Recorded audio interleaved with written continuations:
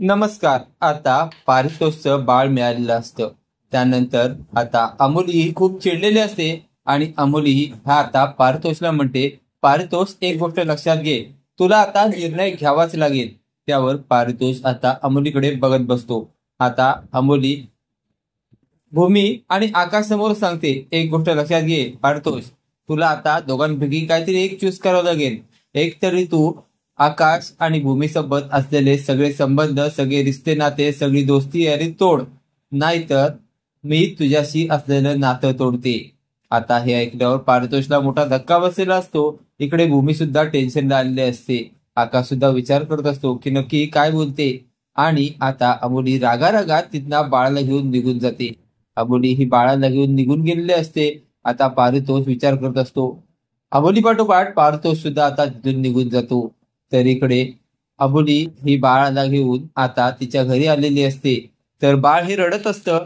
बाळ रडत असतं, पण अबोलीने काही शांत होत नसतं, कारण बाळाला भूक लागलेली असते. बाळाला पाजणारं कोणतरी हवं असतं. फक्त बाळाला पाजणारी भूमी असते, कारण ते भूमीचंच बाळ असतं. आता दुसरं कोण कसं त्या बाळाला पाजू शकतं, पण हे अमोलीला काय करणार. आता अमोली नावाची आई असते. ती आता बाळ रडतंय तिकडे लक्ष सुद्धा देत नसते. तेवढ्यात पारितोष येतो आणि म्हणतो, अमोली काहीतरी कर, त्या बाळाला शांत कर, किती रडतंय ते. त्यावर अमोली म्हणते, तुम्ही काही काळजी करू नका, मी काहीतरी बघते आणि दुसऱ्या बाईची व्यवस्था करते, ती पाजेल आपल्या मनीभाऊला दूध.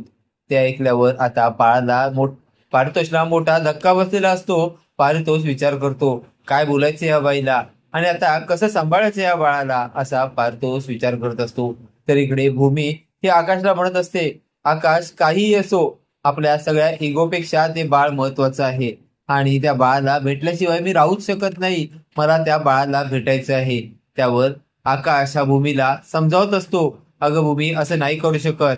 ते बाळ पारितोष आणि अमोलीचं आहे.